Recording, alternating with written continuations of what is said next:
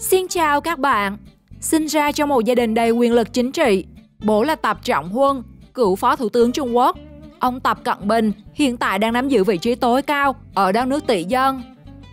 Xoay quanh người được Forbes vinh danh là quyền lực nhất thế giới năm 2018. Mọi thông tin về cuộc sống và người thân của ông đều rất bí ẩn. Nhưng bạn có biết, dù chỉ nhận mức lương 22.000 đô, khoảng 500 triệu đồng một năm, nhưng hiện tại, giá trị ròng tài sản của gia tộc chủ tịch nước Trung Quốc theo ước tính Celebrity Net Worth là 1 tỷ đô, hơn 23.000 tỷ đồng. Những tài sản này chủ yếu thuộc sở hữu của chị ông, bao gồm những bất động sản ở Hồng Kông, những mỏ đất hiếm ở Trung Quốc. Ngoài ra, như con gái và con rể ông, quý tử tập đoàn Sany có giá trị tài sản hơn 5,8 tỷ đô. Dưới sự quản lý của ông Tập Cận Bình, Trung Quốc đã phát triển mạnh mẽ. Tuy nhiên, xã hội cũng có nhiều mặt tối, như tình trạng tham nhũng, vấn đề xung đột tôn giáo. Thậm chí, Trung Quốc còn trở thành quốc gia bị ghét nhất thế giới bởi những cách cư xử rất lạ của người dân. Để biết hơn về đất nước láng giềng của chúng ta, các bạn hãy khám phá video Mặt tối Trung Quốc, sự thật về Tập Cận Bình mà khiến ai cũng phải sợ.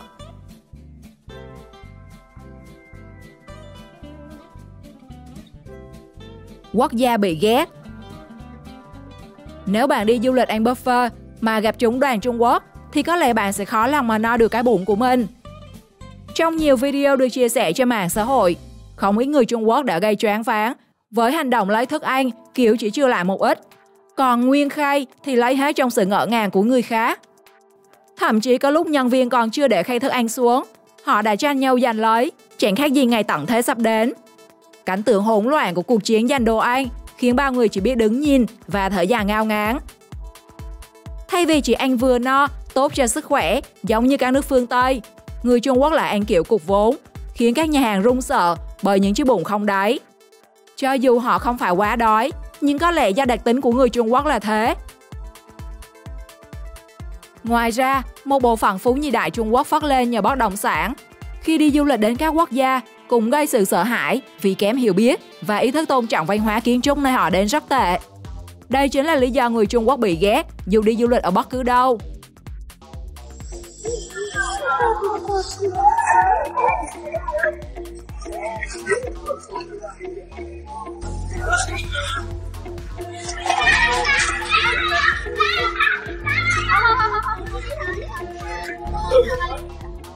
Giới trẻ phụ thuộc.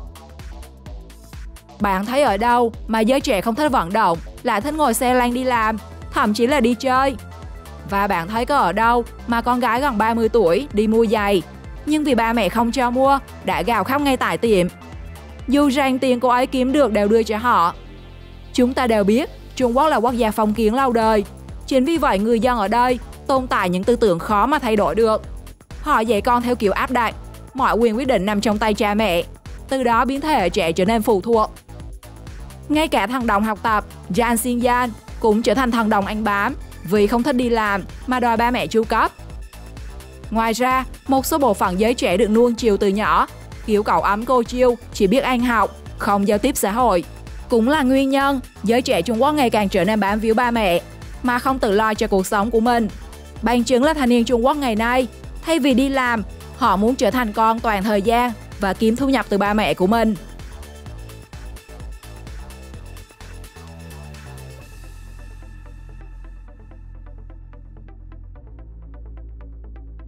Xếp hạng cư dân.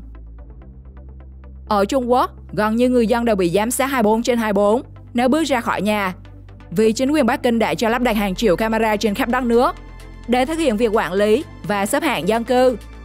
Bạn là công dân điển hình hay công dân không đáng tin cậy? Tất cả tùy thuộc vào số điểm được chấm thông qua hành động hàng ngày. Nhìn vào thì có vẻ đất nước Trung Quốc rất phát triển về công nghệ giám sát. Song, mục đích của chủ trương này lại cho thấy mặt trái của sự phát triển ở đất nước tỷ dân. Đó là tình trạng gian lận ngày càng phổ biến trong xã hội, từ đạo văn, bằng giả cho đến các công trình xây dựng bị rút ruột, hay vì mua bán tràn lan các sản phẩm hàng hóa kém chất lượng. Thêm một mặt tối được nhắc đến ở quốc gia láng giềng, đó chính là sự thờ ơ trong xã hội. Cụ thể là tình trạng thấy chết mà không cứu. Rất nhiều trường hợp tai nạn xảy ra, nhưng không một ai chịu đứng ra giúp đỡ người bị nạn vì họ sợ liên lụy. Theo một nhà phân tích Trung Quốc đánh giá, đây là hệ quả của việc pháp luật không bảo vệ được lòng tốt của người dân. từng có câu chuyện hy hữu xảy ra. Một người đàn ông Trung Quốc đã phớt lờ cứu giúp người phụ nữ bị thương nặng trên đường, mà không biết đó chính là mẹ mình. Hậu quả của sự thờ ơ này là mẹ người đàn ông đã tử vong do không cấp cứu kịp thời.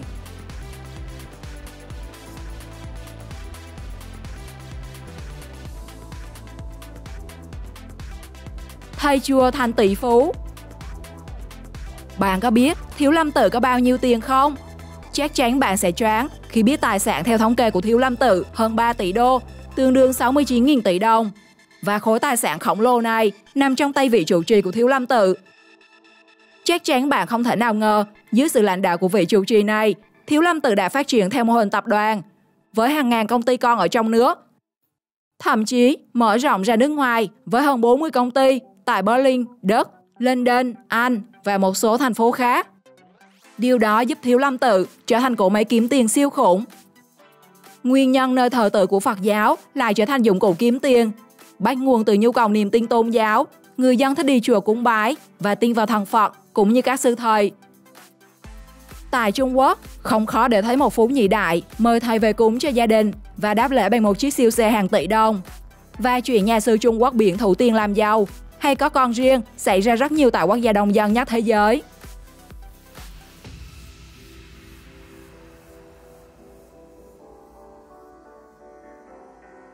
Ngôi làng đại gia.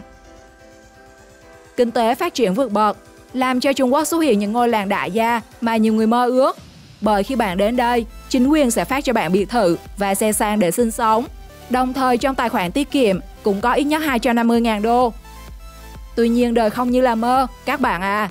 Để đổi lại mức sống giàu có, dư dả này, người dân đều phải làm việc quần quật ở các công xưởng trong làng 7 ngày một tuần và không có cái gọi là kỳ nghỉ. Thậm chí nơi đây cũng không có điểm vui chơi công cộng như quán bar, câu lạc bộ, quán cà phê, internet hoặc phòng hát karaoke. Cuộc sống nơi đây tựa hồ biến người dân thành những con robot, chỉ có làm việc và làm việc.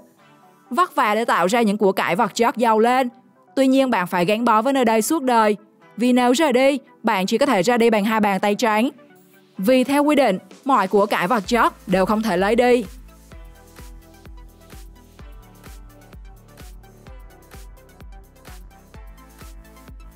Những cuộc thanh trừng. Nhằm củng cố đất nước để thực hiện giấc mơ Đại Trung Hoa, kể từ năm 2012, Chủ tịch Trung Quốc Tập Cận Bình đã phát động cuộc thanh trừng tham quan với mục đích đả hội diệt ruồi. Đến nay đã có hàng triệu quan chức cấp thấp và hàng nghìn quan chức cấp cao bị bắt giữ. Chính quyền Bắc Kinh luôn mạnh tay xử lý những kẻ tham nhũng, với hình thức xử lý cao nhất là tử hình. Trong cuộc thanh lọc chính quyền của ông Tập, đã có không ít vị tướng cấp cao của quân đội ngã ngựa, có thể kể đến như Quách Bá Hùng, Từ Tài Hậu, Điền Tu Tư, Vương Kiến Bình, Vương Hỷ Bân, Trương Dương và Phòng Phong Huy. Ngoài làm trong sạch bộ máy chính quyền, Tổng Bí thư, Chủ tịch nước Trung Quốc Tập Cận Bình còn thanh trừng các tỷ phú có ý muốn sính ngoại bằng nhiều quy định khắc nghiệt, và tỷ phú Jack Ma là một trong số đó. Theo các nhà nghiên cứu chính sách đối ngoại của Mỹ, ông Tập Cận Bình đang nắm giữ quyền lực tuyệt đối. Dưới thời lãnh đạo của ông, Quốc hội Trung Quốc khóa 13 đã xóa bỏ giới hạn nhiệm kỳ đối với vị trí chủ tịch nước. Kết quả này mở đường cho ông Tập Cận Bình có thể tiếp tục nắm quyền sau khi nhiệm kỳ thứ 2 kết thúc. Với cái bóng quá lớn của mình, hiện tại ông Tập Cận Bình không có đối thủ trong các cuộc bầu cử tại chính quyền Bắc Kinh.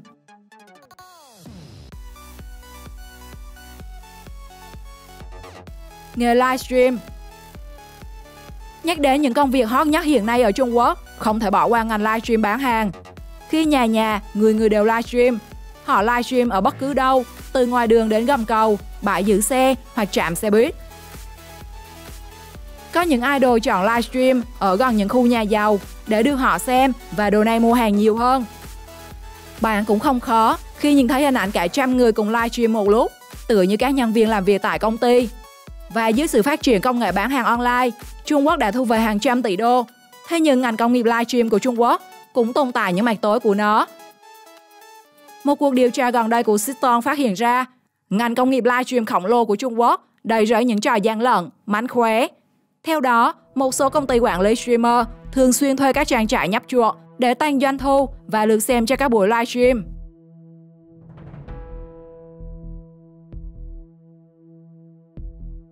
Những đứa trẻ không được phép tồn tại. Chính xác một con của Trung Quốc đã đẩy hàng triệu trẻ em ở nước này vào tình cảnh sống nhưng không tồn tại trong xã hội. Những đứa trẻ thứ hai được sinh ra như những người thừa của xã hội, không có giấy chứng sinh, giấy khai sinh, không có quyền được đi học, không được hưởng chế độ chăm sóc y tế. Sau này cũng chẳng thể có được một công việc ổn định, thậm chí chẳng được kết hôn. Đặc biệt, do tư tưởng trọng nam khinh nữ, nên quốc gia tỷ dân này rơi vào tình trạng thiếu phụ nữ một cách trầm trọng. Ở các tỉnh miền quê, đàn ông không thể có vợ, nhất là những người có thu nhập thấp. Điều này dẫn đến vấn đề nhập khẩu vợ từ các nước nghèo. Do kinh tế khó khăn, nên nhiều gia đình chỉ cưới được vợ cho một người. Chính vì vậy, những người phụ nữ được cưới, nhưng thực chất chẳng khác nào là mua, đôi khi phải về làm vợ cho cả gia đình. Mặt tối nào của Trung Quốc làm bạn cảm thấy sợ nhất? Nếu như phát hiện điều nào đó hay hơn về quốc gia này, bạn có thể chia sẻ với mọi người trong phần bình luận. Xin chào và hẹn gặp lại!